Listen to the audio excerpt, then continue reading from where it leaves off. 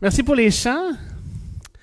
C'est toujours beau de voir les chants, comment on est en Jésus.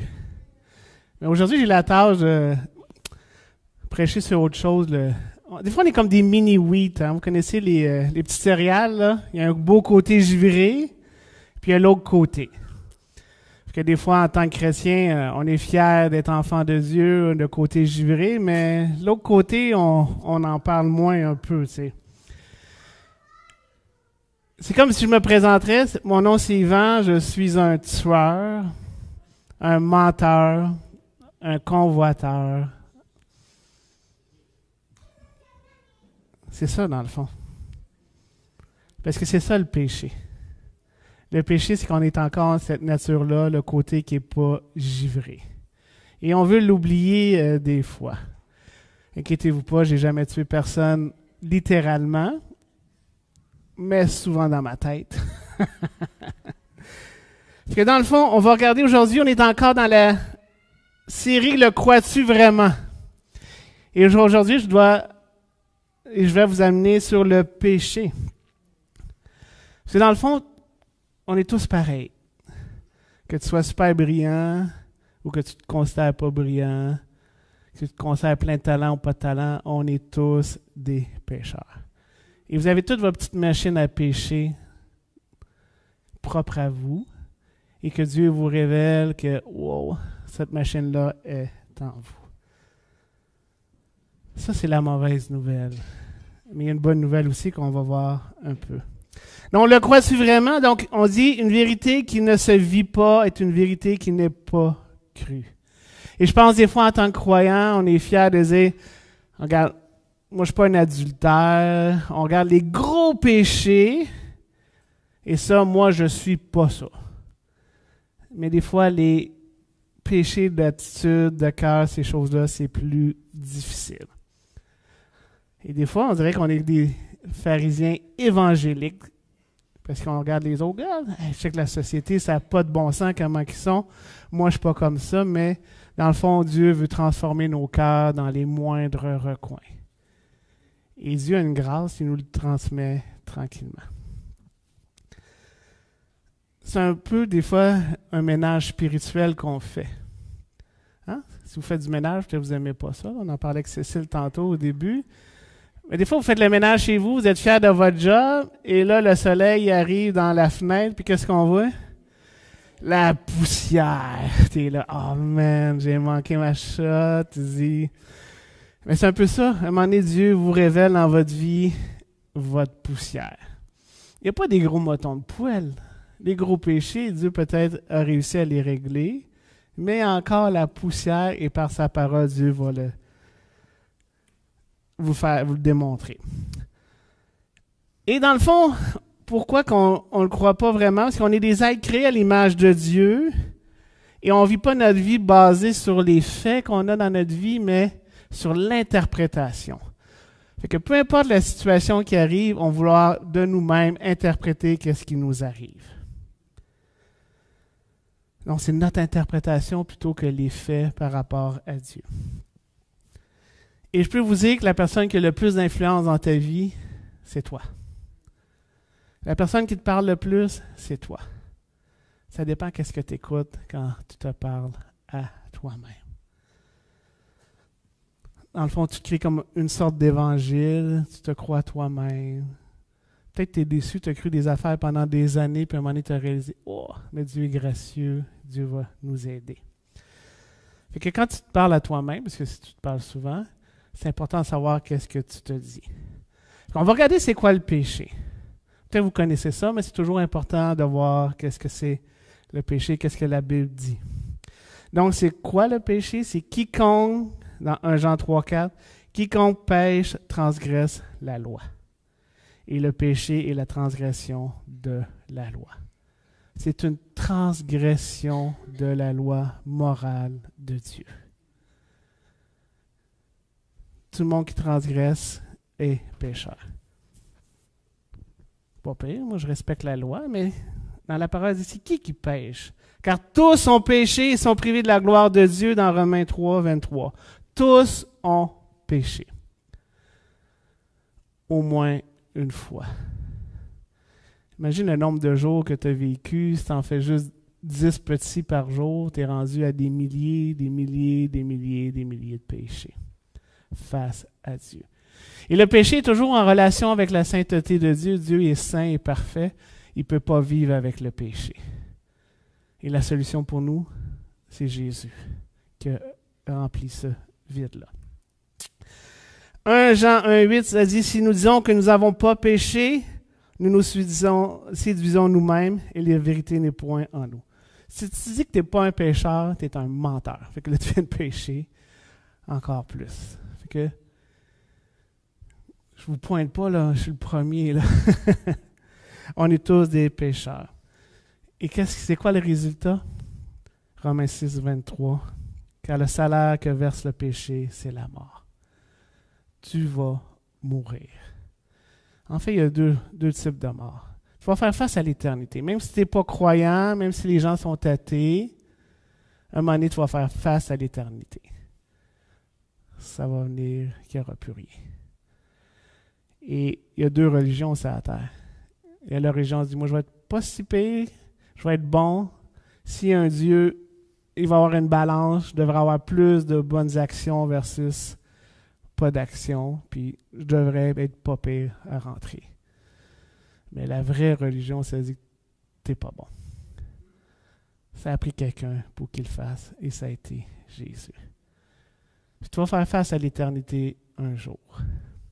C'est ça le péché. Le péché, c'est que on a tous transgressé. On a transgressé la loi morale de Dieu. On est tous des pécheurs et c'est la mort. Des fois, quand on lit la Bible, dans l'Ancien Testament, on a de la misère à voir c'est quoi la loi. Parce qu'il y a comme 3 types de lois. Il y a une loi morale. Ça, c'est encore bon aujourd'hui. Ça n'a pas changé. Tu ne tueras point. Quand vous lisez les 10 commandements. Tu ne convoiteras point. Tu vas avoir juste un seul Dieu. Et là, il va y avoir des lois civiles aussi. Là, des fois, on veut appliquer ces lois civiles-là, mais ça, c'était pour le peuple d'Israël. Parce que le peuple, c'était une entité, c'était un gouvernement, il y avait des lois civiles. Il y avait des lois cérémonielles. Comment faut que je tue l'agneau, comment je vais le brûler, si j'envoie du sang là, etc. Ces choses-là que Dieu a accomplies. Puis quand tu lis l'Ancien Testament, c'est pas toujours facile. Là, des fois, tu arrives dans plein de lois, mais les lois morales, eux autres, sont là. Les autres ont toutes été accomplies par Jésus. Et quand on dit c'est la transgression de la loi, c'est cette transgression-là. C'est la loi morale de Dieu. Donc, c'est la loi morale. On a tous transgressé cette loi-là et on mérite la mort, sauf si on a Jésus dans notre vie. Donc, dans le péché, dans le fond, c'est un manque de conformité à la loi morale de Dieu, soit dans tes actes. Tu as vraiment fait une action. Tu t'es fâché, tu as pété ta coche. Tu as parlé dans le dos de quelqu'un. Ça peut être des actes. Dans tes attitudes aussi, tu babounes, tu n'es pas content. Encore lui, fatigant. Et dans ta nature aussi, tu es comme ça. Et là, des fois, ça va être l'excuse. Même, ça fait 4 générations qu'on baboune, nous autres, fait qu'on est des babouneux. Mon père babounait, ma grand-mère babounait. Ça fait quasiment comme une chanson à répondre. Là, fait que moi, je suis comme ça, puis on va continuer. Mais c'est pas nécessairement ça, puis c'est pas Dieu qui veut ça non plus. Que c'est un manque de conformité à la loi morale de Dieu. Le péché, c'est un cancer. Parce que tu vas en mourir. Et dans ta vie, ça va amener une mort éternelle. Le péché amène la mort éternelle. Et je sais, quand on regarde toute notre société, c'est pas évident, hein? On voit tout ça autour, comment ça va pas bien, puis on se dit, hey, ça n'a pas de bon sens, reviens Jésus, on a-tu hâte qu'il revienne? Il n'est pas venu encore. Il y a des choses qu'il doit faire. Donc, c'est comme un cancer. Le péché est un cancer qu'on a tous, et le résultat, c'est la mort si tu n'as pas Jésus dans ta vie. Mais dans notre quotidien, qu'est-ce que ça fait? Le péché, c'est un tueur d'espoir. Ça enlève tes espoirs. Parce que si tu mets ton espoir dans des choses qui sont verticales, ça va tuer ton espoir parce que rapidement, tu vas t'apercevoir que le gouvernement, ça ne marche pas. Si tu me dis ça marche, allez à l'urgence, vous m'en reparlerez. Après 24 heures d'attente, ça ne marche pas. les gouvernements ne fonctionnent pas. Dieu nous dit de prier pour eux, Jésus nous dit de prier pour eux. Oui, pour surtout qu'ils nous laissent tranquilles et qu'on puisse avoir la liberté, entre autres. Si tu penses que tes relations, ça va bien aller, je suis célibataire, je vais me marier, ça va aller mieux. Je suis marié, j'aimerais peut-être avec, ça va aller mieux. Mais si tu vas à l'horizontale, mes enfants, je mets tous mes espoirs en eux, ça va aller mieux, ça ne marchera pas. Dès que tu es à l'horizontale, je vais changer de job, ça va être mieux. Ça ne veut pas dire que ça ne sera pas mieux. Peut-être que tu peux changer, mais si tu mets ton espoir là-dedans, il y a des pécheurs partout, partout, partout. Je veux changer d'église, ça va être mieux. Je peux te garantir, dès que tu mets les pieds dans l'église est moins bonne qu'avant. Parce qu'on est un pécheur. Tous et chacun n'a pas d'église parfaite. Puis Dieu s'attend qu'on s'endure, qu'on s'aime. Hein? C'est un des 3 commandements que Dieu a dit. On va vous reconnaître comment? Parce que vous êtes fort théologiquement, hein, c'est ça? Parce que vous allez servir tout le temps. Comment qu'on est reconnu? L'amour qu'on a les uns pour les autres.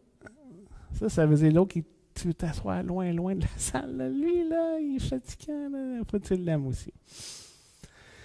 Celui qui parle trop, puis c'est long, puis toi, t'aimes pas ça quand c'est long, puis ça parle, tu dis, OK, on va t'endurer, oui. Ou l'autre qui parle beaucoup, il dit, ben, c'est donc même court tes affaires, toi. Il manque de viande, mais on doit s'aimer les uns les autres. C'est demain qu'on devrait être reconnu. Que si quelqu'un passe dans la rue, il va dire, les autres sont peut-être bizarres, mais étranges, mais ils s'aiment, tu sais. Si tu rentres là-dedans, c'est comme tout disparate, là. Les personnes plus âgées, les jeunes, toutes sortes d'affaires, puis ils s'aiment. Donc le péché, c'est vraiment un tueur d'espoir. Ton espoir doit être vraiment vertical et non horizontal. Que dans ton quotidien, si tu mets ton espoir dans les choses qui sont à ce niveau-là, tu vas être déçu. Déçu par tes enfants, déçu par ton conjoint, déçu par ton employeur, déçu par ton église. Mais tu ne seras jamais déçu par Jésus. Si toi tu es déçu, c'est que tu n'as pas la bonne vision. Là, tu te parles à toi-même. Hein? C'est la deuxième chose que je vous disais. Tu te parles et tu vas être déçu à toi-même. Mais là, Yvan, tu dis, moi, je suis pécheur. Qu'est-ce qu'il faut que je fasse? C'est une solution? Oui, tu as dit qu'il y avait Jésus, mais moi, en tant que chrétien, qu'est-ce qu'il faut que je fasse? Dans 1 Jean 1,9, ça dit, si nous confessons nos péchés, il est fidèle et juste pour nous les pardonner et pour nous purifier de toute iniquité, de toute chose que j'ai fait pas correct. Quand est-ce la dernière fois que tu t'es repenti face à Dieu? Quand est-ce la dernière fois? Parce que dans le fond, dans ma vie, je dois avoir un cycle. J'appelle ça les 3 R. Tu dois avoir la révélation. Et la révélation, c'est en lisant ta parole, en priant Dieu. Si sa révélation, c'est TikTok, Facebook et les autres réseaux sociaux, ou un pasteur parce que lui, il prêche bien, ou un livre d'un gars qui est chrétien, c'est pas la révélation. Ça, c'est la première chose. Il faut que tu recherches cette révélation-là pour l'avoir. Après ça, quand tu vas voir cette révélation-là, tu vas voir le deuxième R qui va arriver. Tu vas avoir une rédemption, une repentance. Là, tu vas comprendre. OK, je n'ai pas atteint le standard de Dieu. Je vais aller voir Dieu, je vais lui demander de me pardonner. Il va me pardonner, c'est déjà accompli. Mais on a besoin de faire ça. Et par défaut, tu vas avoir le troisième R qui va arriver, ça va être une régénération. Ça veut dire qu'il va y avoir du fruit qui va se créer par rapport à ça. Ça veut dire que la personne qui t'a fait une chose, peut-être que ça fait 30, 20, 15 ans, que tu n'es pas capable de pardonner, que tu vas être capable de lui pardonner. Et peut-être les gens autour de toi, dans ta famille, vont dire qu'ils ont peut-être vécu la même chose que toi, ou des collègues de travail qui vivent la même chose que toi, vont dire, comment ça, toi, tu es capable de pardonner à cette personne-là? Ça va être ça, le fruit que tu vas démontrer. Donc, ça prend une révélation que Dieu te parle. Il y en a des gens qui disent, j'aimerais ça que Dieu me parle directement, à voix haute. Pas compliqué. Je peux vous garantir, je peux vous montrer le truc, comment Dieu pourrait vous parler à voix haute. Prends ta Bible, lis à voix haute. Voilà. C'est aussi simple que ça. T'es simpliste souvent, ouais, des fois c'est pas trop compliqué. Tu as besoin de cette révélation-là qui va t'amener la repentance, de te dire, OK, là je suis mieux. Et après ça, il va y avoir le fruit qui va se développer. 3 R. Révélation, rédemption, régénération. Parce qu'à un moment donné, on est tous pareils, on est tous pécheurs, on va être jugés. Maintenant, Yvan, j'ai déjà été jugé. Jésus a fait oui, mais non. Parce que tu vas arriver devant un jour devant Dieu, devant son trône, et tu vas être jugé pareil. Oui, je vais être dans le bon lit, mais Dieu va quand même juger tes fruits, voir si tu as des fruits. Moi, les versets qui me font le plus peur, c'est des versets quand les vierges folles, les vierges sages sont 50-50. Hein, vous vous souvenez de l'histoire? Ils attendent Jésus, puis il y en a 50% que Jésus dit, « Toi, je ne te connais pas. » Puis Jésus dit à d'autres moments, « Hey, je n'ai pas prophétisé en ton nom, je n'ai pas guéri des malades en ton nom. » Et Jésus leur dit, « Je ne te connais pas, va-t'en. » Pour moi, ça fait juste me dire, « Hey, examine ton cœur, Yvan, regarde qu'est-ce qui se passe, c'est quoi le péché dans ta vie. Je me suis d'affaires sur des actions où je vais juste me transformer. Est-ce que mon Jésus est juste dans ma tête? Est-ce que mon Jésus, c'est juste un Jésus fonctionnel? J'ai besoin de toi, là, Jésus, là, ça va pas bien, et ta situation. Ou je vais avoir un Jésus qui va me transformer dans cette situation-là. C'est ça que Jésus veut. Parce que dans Apocalypse 20, c'est écrit, « Puis je vis un grand trône blanc. » Vous vous en souvenez, on avait passé le livre de l'Apocalypse. « Et celui qui était assis dessus, la terre et le ciel s'enfuirent devant sa face. Il ne fut plus trouvé de place pour eux. » Il est tellement puissant, Jésus, Dieu, que le ciel et la terre s'enfuient devant sa face. Tout le monde va mettre le genou à terre, là, que tu t'appelles n'importe comment. Après ça, ça dit, « Et je vis les morts, les grands et les petits, qui se tenaient devant le trône. » Tout le monde est là, on est devant le trône. « Des livres furent ouverts. » Il y a plein de livres qui sont ouverts. Mais il y en a un qui n'est pas pire. Et un autre livre fut ouvert, celui qui est le livre de la vie. Et les morts furent jugés selon leurs œuvres. On est tous jugés d'après de ce qui est écrit dans ces livres. Le livre de la vie, ben Jésus, quand tu as accepté Jésus, tu es dans ce livre-là. Mais il y a quand même un jugement qui arrive ici. On continue. La mer rendit les morts qui étaient en elle. La mort et le séjour des morts rendirent les morts qui étaient en eux. Et chacun fut jugé selon ses œuvres.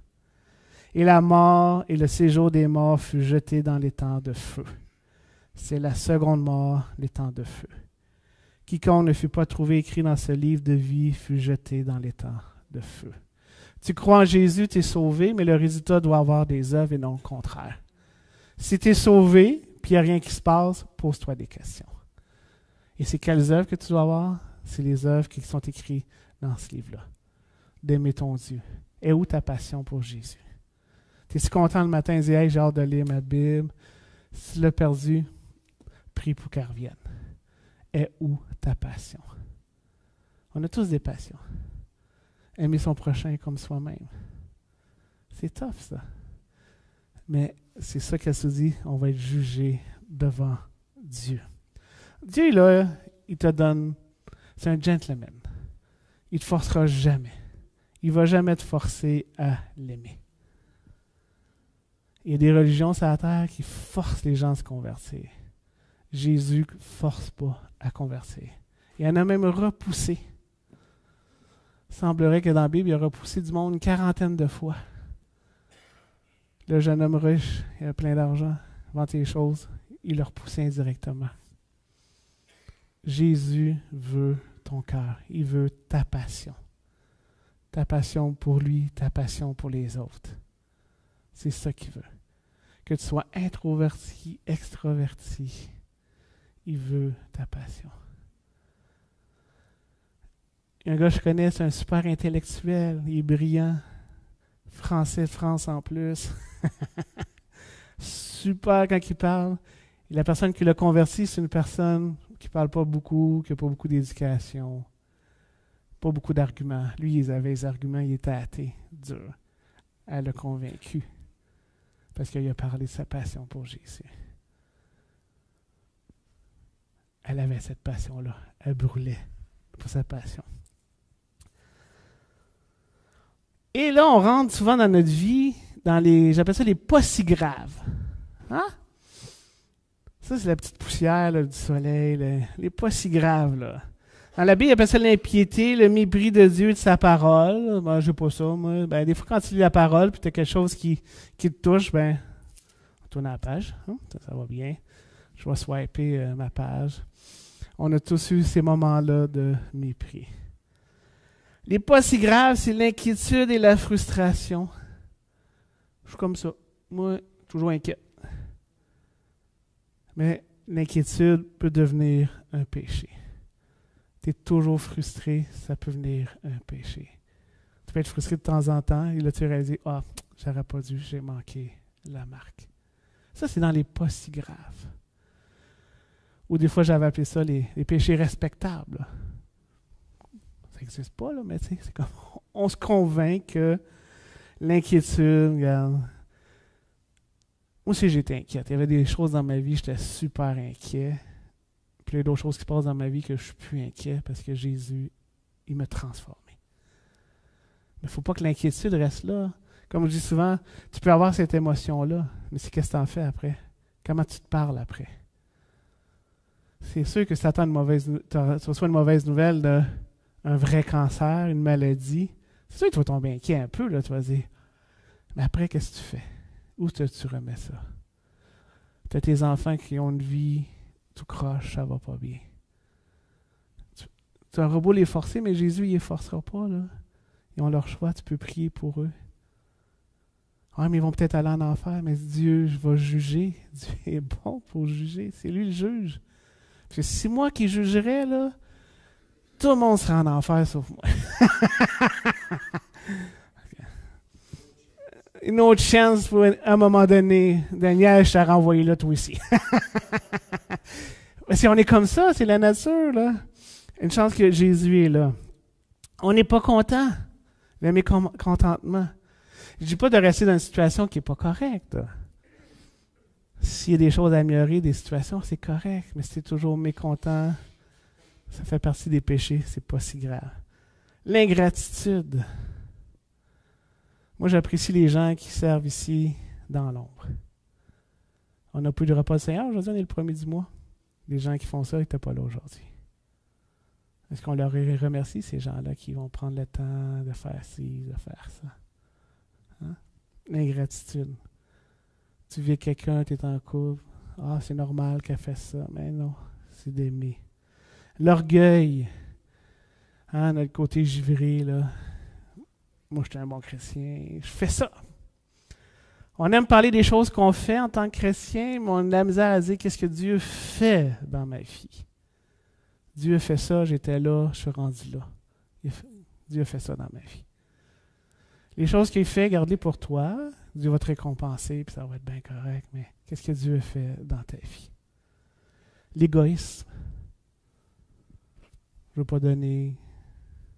Je garde ça pour moi. Le manque de maîtrise de soi, être impatient, irritable. Je me reconnais dans plein d'affaires là-dedans. Là. C'est pas un sermon qui est le fun à prêcher ce matin, là, pour moi non plus. Là, la colère, le jugement. On juge entre nous, les frères et sœurs. On est très patient pour nous, mais pour les autres à côté de nous, on est moins patient. Et l'inverse est aussi vrai. Tu ne sais pas où ce qui est rendu dans sa vie spirituelle, où ce qui s'en va. L'envie, la jalousie, l'esprit de compétition, le besoin de dominer. Tu es dans un milieu de travail, puis toi, tu vas arriver au top, puis tassez-vous de là. C'est moi qui arrive là. Il y a du monde que je suis en relation avec eux, c'est pas grave, je vais avoir raison. Tasse-toi de là. Je vais dominer. Le péché de la langue, la petite médisance, puis tu sais comment il est habillé matin. Hein? Il y a des tatous. C'est un chrétien. Il a les cheveux bleus. Il Il y a de la quincaillerie d'en face. C'est drôle, hein? Dans la Bible, c'est ces gens-là que Jésus attirait, les marginaux, les pas conventionnels. Puis avec qui il se poignait? Les religieux, puis ceux qui se pensaient comme ça. Comment on réagirait s'il y avait un qui arriverait là, avec plein de tatous, des studs. On ferait dessus. Ouf. Hein? Il y a un pasteur qui a fait l'expérience aux États-Unis. Une grosse église. Il s'est fait demander à des gens de son église de le filmer. Il s'est habillé en itinérant crasseux, puis il s'est mis sur le bord de la porte de l'église. Voir comment les gens réagiraient. Et il y a plein de gens qui ont arrêté. Ils ont parlé, ils ont donné des choses, un café, ils l'ont invité en dedans, ils ont pris le temps. Puis quand c'était temps du sermon, il est rentré habillé comme un guinéou, là, comme on dit, là, dans le milieu de la rangée. Il a monté en haut. Il a enlevé sa perruque. Puis il a montré la vidéo. Puis il dit, merci mon Dieu. Vous m'avez accueilli. Vous m'avez accepté. Est-ce qu'on ferait ça? La question. C'est pas si grave. Hein? Mais c'est ça, des petites poussières qu'on a dans la vie. Mais ces poussières-là, tu ne les verras pas si tu ne prends pas le temps de le vivre, de le lire. Puis si tu te mets la tête dans le sable, un jour Dieu va te corriger parce que tu es son enfant. Tu ne comprendras peut-être pas pourquoi, mais il va te corriger. Tu veux pas? Bien, regarde bien, je vais te le montrer. Hein? Ceux qui ont eu des enfants, vous avez corrigé vos enfants parce que vous les aimiez, puis ils ne comprenaient pas. À un moment donné, c'est non, c'est non. Il agit avec nous. On se pense bien intelligent, là, mais par rapport à Dieu, la sainteté de Dieu, on n'est pas là. Parce que ce n'est pas si grave qu'il faut travailler. Parce que notre identité, on dit, ben, mon identité, c'est qu'est-ce que je fais. Je fais des bonnes affaires. Non, c'est qu'est-ce que je suis. Puis si ça manque pas ça coche, ben, je vais refaire d'autres affaires. Parce qu'on fait l'auto-réformation. Là, tu sais, moi, Puis des fois, on éduque nos enfants sur leur comportement et non sur leur cœur. Fais pas ça. À la place de dire, mais pourquoi ton cœur t'a péché? Mais nous, on fait ça aussi avec nous. On ne travaille pas sur notre cœur, on travaille sur nos comportements. Mais dans le fond, quand on comprend qui est Dieu, Dieu, il est saint. Qu'est-ce qu'il fait?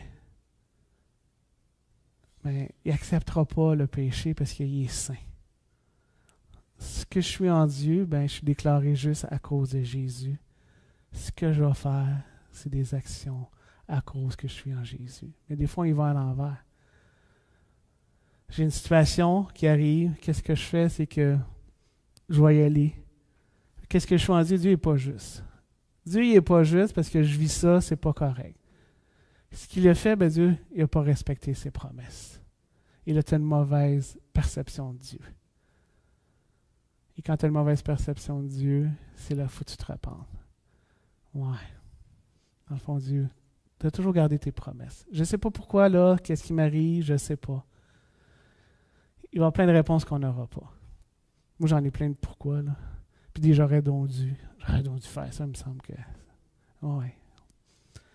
Mais quand tu vois qui est Dieu, Dieu est saint, Dieu est amour, ce qu'il est, il t'aime. Donc, ce que je suis en Dieu, je suis son enfant. Donc, qu'est-ce que je fais? Je vais aimer les autres. Je vais accepter. Je vais être patient. C'est peut-être comme moi, quand il y a des projets dans ma vie qui arrivent, moi, il faudrait que ça se règle là. Nous, on vend notre duplex. Ça fait une semaine qu'il est en vente. Puis, pourquoi il n'est pas vendu là? Mais c'est Dieu qui décide. Mais il faut que je me le rappelle. Parce que si ça ne marche pas, je vais dire, ben, qu'est-ce que je vais faire? C'est que je vais pousser, je vais essayer plein de choses. En Dieu, ben, regarde, Dieu, tu t'occupes pas de moi, c'est moi qui vais le faire. Là. Qu'est-ce qui se passe? Je l'ai demandé. Tu ne respectes pas tes promesses. On a déménagé par la foi ici, mais tu es un Dieu qui ne tient pas ses promesses. Mais non. Dès que tu réalises ça, dès que tu te parles à toi-même, il ne faut pas que tu dises ça.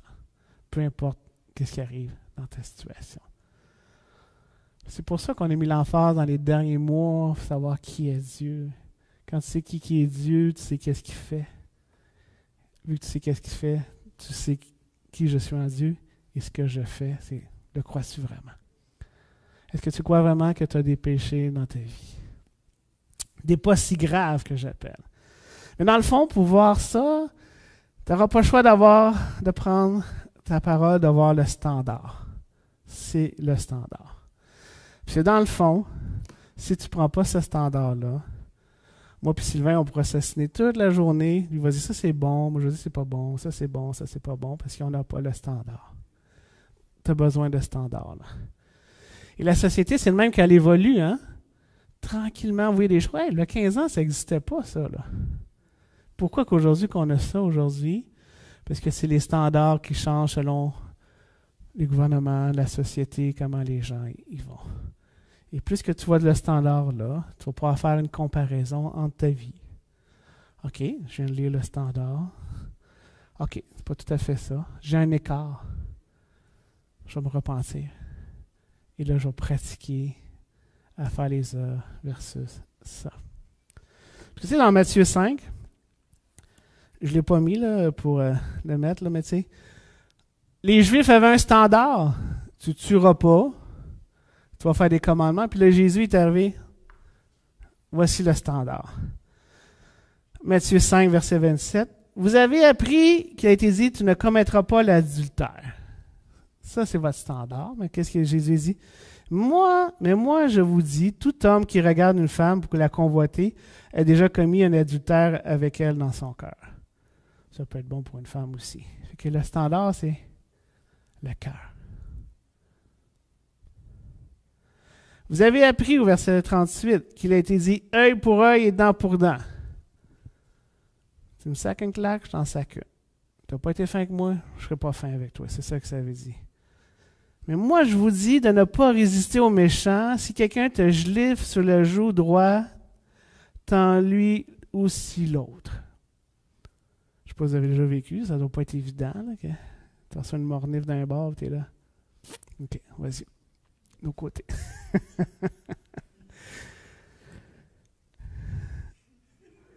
Si quelqu'un veut te faire un procès et prendre ta chemise, laisse-lui encore ton manteau. C'est dans ce temps-là, les Romains pouvaient dire de prendre le... C'est légal. Il arrivait le Romain et dit donne-moi ton accoutrement extérieur. Mais le locaux en dessous, il n'avait pas le droit de le faire. Que Jésus dit ouais, il veut ça, donne-y l'autre morceau aussi. On va te ramasser en bobette. Oh, mais la loi ne le permet pas, même les Romains ne peuvent pas le faire. C'est ça que Jésus dit. Si quelqu'un te force à faire 1 kilomètre, fais-en 2 avec lui. Même principe. Soldat romain, je peux prendre n'importe qui, tu vas traîner mon stock, mais 1 kilomètre, c'est le maximum. Jésus dit non, fais-en un deuxième avec. Monsieur le centurion, je vais en faire un autre avec vous. Wow, les standards ne sont plus les mêmes, hein? Donc, c'est ça le standard. Tu n'as pas le choix d'aller lire ta Bible, de voir le standard. Tu ne veux pas la lire? Dieu va te juger pareil versus ce standard-là. Sinon, qui va décider qu'est-ce qui est mal, qu'est-ce qui est bien? Qu'est-ce qui va décider comment j'interagis avec vous? Ça va être moi qui va décider ou c'est la parole de Dieu? Dans le fond, le péché, c'est toujours moi versus Dieu. C'est pas moi. C'est toujours la faute de l'autre. Mais là, tu vas dire, c'est la faute du monde, le monde est pourri, Yvan. Imagine si on serait dans un monde parfait. On serait tous corrects, là. Pas de guerre, pas de famine. Ça a-tu déjà existé, ce monde-là? Oui, ah oui, ça a existé. Qu'est-ce qui est arrivé? Ils ont péché pareil. Genèse 3:1. Le serpent était le plus rusé de tous les animaux des champs que l'Éternel Dieu avait fait. Il dit à la femme, Dieu a-t-il réellement dit, vous ne mangerez pas de tous les arbres du jardin? C'est le doute, hein? Dieu ne t'a pas dit qu'il va s'occuper de toi. Hein? Dieu ne t'a pas dit qu'il t'aimait. Pourtant, tu vis ça. Hein? Dieu t'a pas dit que... Mais la situation dans ta vie. Le doute. Ça aurait pu arrêter là. La femme répondit au serpent, nous mangeons du fruit des arbres. Nous mangeons du fruit des arbres du jardin, mais quant au fruit de l'arbre qui est au milieu du jardin, Dieu a dit, vous n'en mangerez point et vous n'y toucherez point de peur que vous ne mouriez. Ils sont bien, il fait chaud. La température est tellement belle qu'ils n'ont même pas besoin d'avoir de linge. Ils sont tout nus la journée longue. Je ne pas la nuit, ils sont bien, ils sont deux. Ça va super bien. Pas besoin de faire l'épicerie, hein? Pas besoin de cultiver. Ils mangent des fruits. Tu peux faire manger tout ce que tu veux, sauf lequel? Un arbre. Dieu donne le choix. Bon, il y en a qui blâment la femme, mais le gars, il n'a pas fait grand-chose. Lui, il n'a rien dit. Il s'est fermé à la boîte, puis il l'a pris. Hein, vous connaissez le reste de l'histoire. Alors le serpent dit à la femme, vous ne mourrez point. Mais non, tu ne vas pas mourir.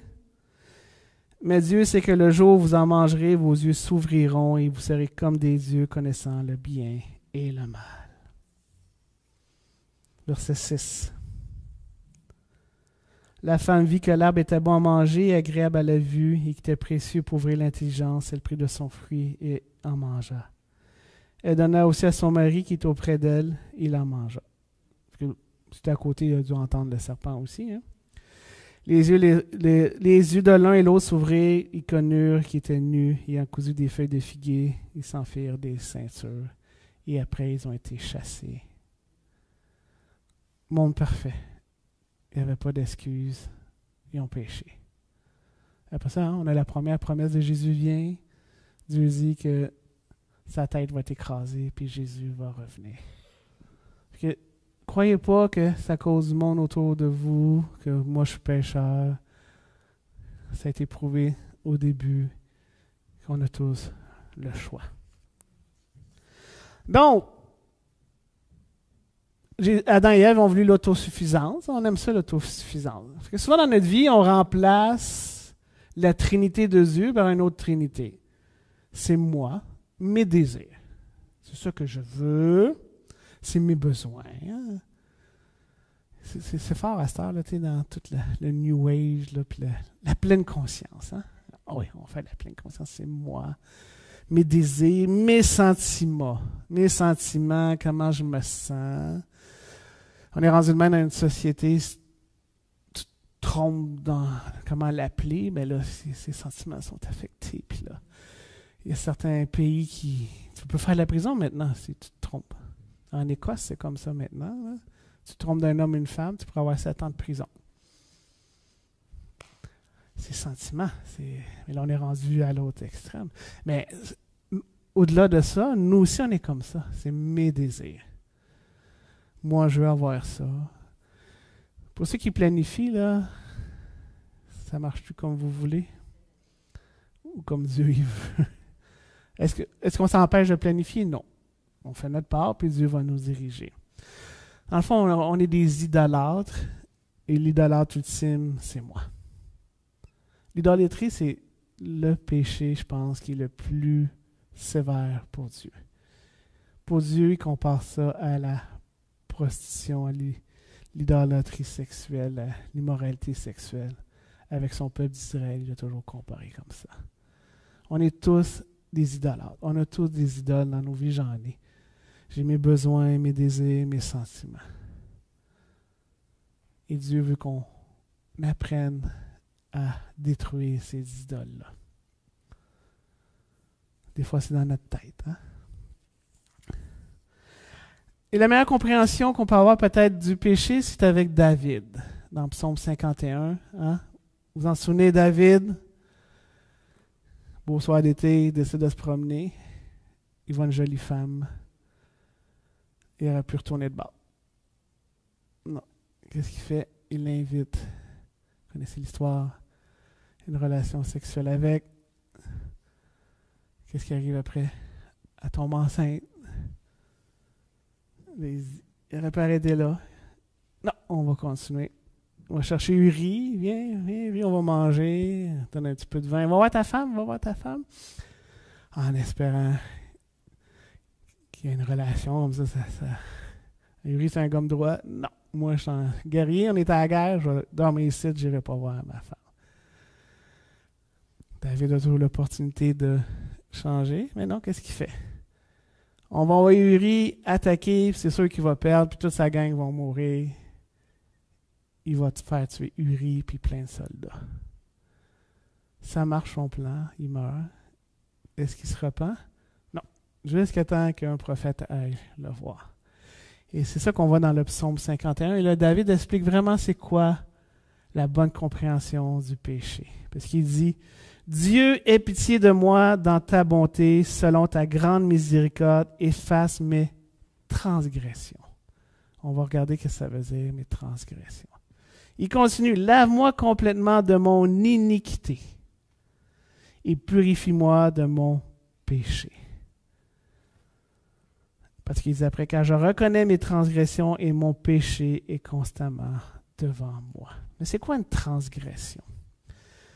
Une transgression, c'est volontairement et consciencieusement franchir la ligne qu'une autorité a établie. C'est ça que ça veut dire le mot ici.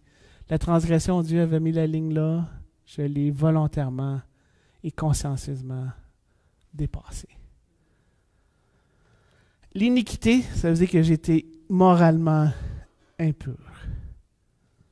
Fait que David, il sait exactement c'est quoi le péché.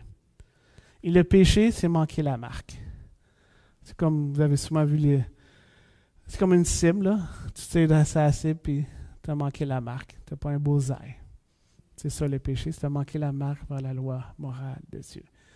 Parce que David, il comprend que c'est une transgression contre Dieu. Il était immoralement impur, puis il a manqué la marque. Parce que c'est ça le péché. Et David le comprend très bien. Parce qu'il dit après, « J'ai péché contre toi seul et j'ai fait ce qui est mal à tes yeux. » Il dit jamais, « J'ai péché contre la famille d'Uri. » Il dit jamais, « J'ai péché contre Bathsheba. » Jamais, « J'ai péché contre le peuple d'Israël en tant que leader. » Jamais, il dit, « J'ai péché contre les familles des soldats. » Le péché, c'est contre Dieu. Et c'est ça qu'il faut comprendre. Dans nos pas si graves, dans nos péchés, au bout de la ligne, c'est pas contre l'autre personne. Oui, il va y avoir des conséquences, mais ultimement, c'est ton cœur versus Dieu. Fait que David a bien compris. Il dit, j'ai péché contre toi seul. Et j'ai fait ce qui est mal à tes yeux. Puis quand vous voyez que vous avez des péchés dans votre vie, c'est de voir que vous avez péché contre Dieu.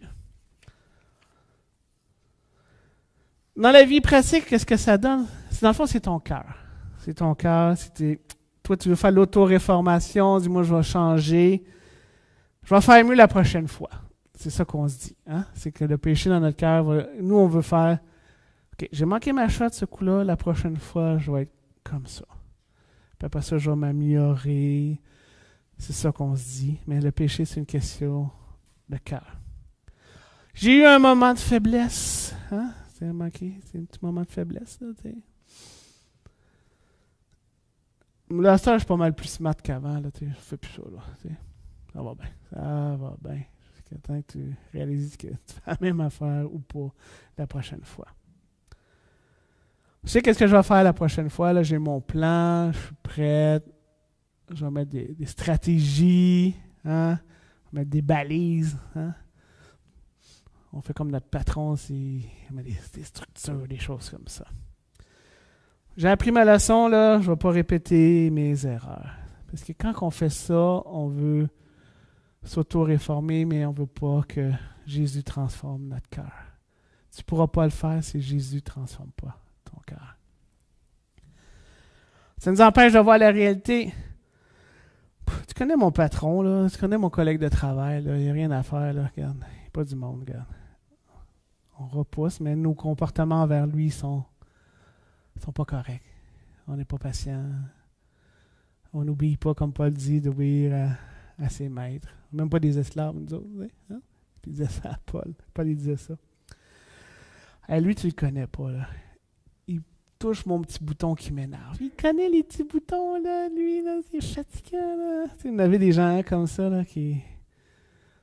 Tu le vois. Moi, je travaille en Teams, là, s'il apparaît à bout de l'écran. Oh, salut. Non. vous comprenez. Ça a été un mois difficile, une année difficile, une décennie difficile. Ça a été 40 ans difficile. Il m'a provoqué. Hein? Oui, il me provoque tout le temps, là. Il me niaise, ça m'énerve. Ces blagues sont pas drôles. Juste quand il est là, je suis pas capable de le sentir. Hey, tu connais pas mes enfants, là. Lui, depuis l'âge de 2 ans qu'il n'est pas du monde. Il ne changera pas du jour au lendemain, hein? Il a la tête dure, il n'écoute pas. Quand on se donne des excuses pour le péché dans notre cœur, dans notre vie. Car j'ai péché contre toi seul, j'ai fait ce qui est mal à tes yeux. C'est David qui comprend comme ça. Pratico-pratique aussi, c'est le je. Je vais me comparer aux autres plutôt qu'avec la parole de Dieu. Je vais réécrire ma propre histoire. Je vais changer pour que ça aille bien. Je vais minimiser mes erreurs. C'est pas si pire, c'est pas grave. Même si j'ai été bête, si j'ai été colérique, c'est pas grave. Mais les relations, là, des fois, c'est comme une petite boule en verre. Chaque fois qu'il y a quelque chose qui vous arrive, vous avez comme si on l'échapperait un peu, puis il y a une petite craque. Une autre petite craque. Puis des fois, c'est difficile quand tu as plein de petites craques. Là, tu dois en avoir une craque, toi, avec. Là. C'est assez. Je cache mes péchés en me montrant sur mon meilleur jour. Mini-weed givré. Ah. Ça va bien, Vincent? Ça va super bien. Cette semaine, wow, le Seigneur me bénit. Ouais. Mon côté, l'autre côté, si je le reviens d'abord, il va dire, non, il y a des bouts que j'ai douté de Dieu cette semaine. Mais il m'a remontré ça. Hein? Le côté givré. Je sais que c'est pas facile de se montrer ça un mauvais jour. On n'aime pas ça. On est élevés comme ça, hein, avec nos parents. Je suis bon, je suis fin. Peut-être vos parents, c'est la performance avec eux. T'es donc bien fine, t'es donc bien fin. Fait que si je suis fin, je suis fine. J'aurai des récompenses de l'amour de mon père. Quand je suis pas fin, mais Dieu n'est pas comme ça avec nous. À la job, c'est ça. Il faut que je performe bien. Hein? Voici ce que j'ai fait. Il faut se vanter. Sinon, il ne verra pas d'augmentation. Là. Il ne verra pas que je travaille mieux que les autres. Hein? Des fois, dans le couple, c'est comme ça. Ça veut quand même, je vais faire plein d'affaires. Hein, c'est pas que c'est mal. Là. Je vais faire mieux la prochaine fois. Je me convainc que ma connaissance est théologique, c'est une maturité spirituelle. Je peux te citer plein d'affaires dans la Bible.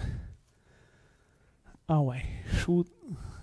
Tu veux voir un verset, je vais te le donner. Tu as une connaissance intellectuelle, mais dans ton cœur, tu l'appliques-tu, là? Quand tu lis, tu l'appliques-tu, là? Ah, on l'a fait, hein? Le vendredi, c'est pas facile, là. On faisait le principe SOAP que j'appelle, un savon, là, c'est S pour scripture, mais écriture. On lisait un texte. Ça va bien, on lit le texte. Hein? On faisait une observation. OK, je vois ça dans le texte. OK. Après ça, c'était quoi? Ah, en souvenez-vous? L'application. Oh, ça, c'est pas facile. Comment je vais appliquer un texte comme ça dans ma vie? Et c'est là qu'on a de la misère. Épée, c'est prier sur l'application qu'on a. C'est demain qu'on devrait lire la Bible. Ah, je vois ça dans la Bible, je lis ça, puis c'est quoi l'application, OK, dans ma vie? Je suis en train de lire le livre d'Esther. Ça ne parle même pas de Dieu là-dedans. Tout le livre ne parle pas de Dieu, mais en faisant ça, j'ai réussi à voir des choses. Esther a été choisie, pourquoi? Parce qu'elle était intelligente. Elle était belle au début, là, quand... Hein, qu'est-ce que tu as dit? Sauver Israël, mais au début, on ne le sait pas trop, là, hein? C'est pour ça, après, on le sait, mais si tu fais juste commencer, là, puis tu vas pas... Parce que on a vu le livre, nous autres, on sait l'histoire, là. Mais tu commences juste le chapitre 1, puis tu arrêtes juste au chapitre 1. Pourquoi? La seule qualité qu'elle a, c'est qu'elle est vraiment belle, hein? C'est tout, là. On ne sait pas encore, là. Elle se soumet aussi à Mordecai. Mais comment je fais pour appliquer ça dans ma vie? Elle s'est rendue disponible. elle obéit. OK, ça serait peut-être l'application dans ma vie. Je ne suis pas aussi beau qu'elle, mais Dieu veut que je sois disponible à elle. Pas à elle, mais à lui pour que je sois... C'est ça, quand tu lis la Bible. Donc, la prière, c'est Dieu, rends-moi disponible pour que je te serve. Que ce soit dans des petites choses. Je ne pense pas que je vais sauver le peuple du Canada, mais je vais peut-être, par mon témoignage, faire quelque chose. C'est comme ça qu'on doit lire la parole. Avoir une application, on dit « Ah, ouais ». Après ça, on réalise « Oui, tu as raison, Luc. » Mordecai, il dit « Ouais, peut-être c'est pour ça que tu étais reine pour sauver le peuple d'Israël. » Et on voit l'histoire après. Mais elle a écouté Mordecai. Puis elle a fait preuve de tact. Elle a fait une fête au roi. Le roi dit « Qu'est-ce que tu veux? Je te le donne, la moitié de mon royaume. » Elle dit « Reviens demain. » Reviens demain. Reviens demain. Elle a fait preuve de tact. Puis elle a été douce. Puis elle a pris son temps. Est-ce que je suis doux avec les autres? Est-ce que je suis patient avec les autres? L'application dans ma vie, ce serait ça. Et là, je peux prier. Dieu, aide-moi être patient avec les autres. Comme Esther a été. C'était grave. Aman, il voulait tuer tous les Juifs au complet. Elle a pris le temps. Elle était patiente. Peut-être qu'elle connaissait son roi aussi, là, mais elle était patiente. Fait que c'est ça quand on lit la parole de Dieu. Parce que je sais, dans l'Ancien Testament, des fois, c'est moins évident. Puis quand tu la lis, là, puis tu arrives à un bout, là, tu n'es pas obligé de continuer, là. Parce qu'il faut que je coche, là, que j'ai tout lu 3 chapitres aujourd'hui. Tu peux arrêter là, puis dire, OK, là, Dieu, tu me montres ça aujourd'hui. C'est quoi ça? Qu'est-ce que je peux appliquer dans ma vie? Puis demain, je continuerai. Un pain, vous ne le mangez jamais au complet, une bouchée à la fois. Il y a une expression qui dit, tu manges un éléphant, une bouchée à la fois, là, ben, c'est la même chose. La Bible, t'es pas obligé. Même si ça te prend 2 ans à la lire, mais tu été transformé 300 quelques fois dans ton année, puis tu l'as lu en 3 ans. C'est bien mieux ça. Il faut prendre le temps d'examiner son cœur. Donc, c'est le problème, c'est je réalise que je dis que je suis plus que suffisant versus que Jésus-Christ est plus que suffisant. C'est ça le péché. C'est mon cœur. Il dit, moi, je suis plus que suffisant. Mes enfants, je vais les sauver. Je vais aller au ciel, il va rentrer avec moi. Mais dans l'Apocalypse, vous j'ai réalisé là, qu'on est tout seul devant Jésus. Là. Tes enfants, tu vas être seul devant. Là. Ta femme va être là peut-être, j'espère. Tes enfants vont être là peut-être, j'espère. Mais ça va être toi devant Dieu. Le jugement, ce ne sera pas... On rouvre le livre de couple. Donc, le couple de Luc et Francine, voici votre livre. Non, on va te juger là-dessus. Mais non, ça va être Luc. Luc va dans le bon livre. Puis il va dire oui, OK, puis tu as fait ça aussi, Luc. Bon et fidèle serviteur. Hey, on va se capoter quand on va se faire dire ça? Puis moi, qu'est-ce qui me fait plus capoter en bon québécois? C'est qu'on va manger ensemble après. Hein? C'est la première affaire qu'on fait? Ça va être un party, on va manger, on va sûrement danser, ça va être la fête. De toutes les choses qu'on pourrait faire, c'est qu'on va manger ensemble. Un grand banquet. Là, tu vas dire, Yvan, tu nous as dit, il y a une bonne nouvelle. C'est toutes des mauvaises nouvelles. Non, il y a une bonne nouvelle. Tu ne pourras pas y arriver, c'est impossible. C'est une mission impossible. Hein? Il y a eu des films, de la série, là, avec la toune, là. Je ne m'en souviens plus trop, mais il y a une mission qui est possible parce que Jésus est mort. Le plan était prévu. Jésus a décidé, avant la fondation du monde, de choisir. Il est venu vivre dans une famille de col bleu, un père charpentier. Il a vécu là pendant 30 ans, anonyme. Un moment donné, il s'est révélé. Il a vécu une vie parfaite. Parce que pendant des millénaires, les Juifs comprenaient, ça prenait la mort. On égorgeait un agneau, on égorgeait un animal. Péché égale mort. Jésus a vécu une vie parfaite. Puis il a vécu une mort atroce. On l'a pris, on l'a fouetté. Et les fouets, là, c'est des langueurs, du cuir avec des os, avec des petites lames de rasoir. Et quand le Romain avait fini, c'était du steak haché qu'il y avait dans le dos. Le Romain, sa job, c'était pas de tuer, c'était de faire souffrir. Et en plus, ils ont mis une couronne sur la tête avec des grosses épines longues de même, puis ils ont tapé sa tête là-dessus. Pardonnez-leur, qu'est-ce qu'ils font. Après ça, ils l'ont mis sur une croix. Un clou ici, un clou là au bas, dans les pieds. Et la crucifixion, c'était pas faite pour tuer, c'était fait pour souffrir le plus longtemps possible. Il est accroché comme ça, le dos en steak caché, la misère à respirer, il descend. Qu'est-ce qu'il fait? Il se repousse pour respirer. Wow! Pour moi,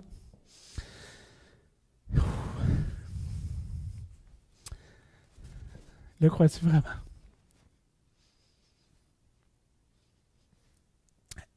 As-tu perdu ta passion? Si oui, vas-y, vis-le.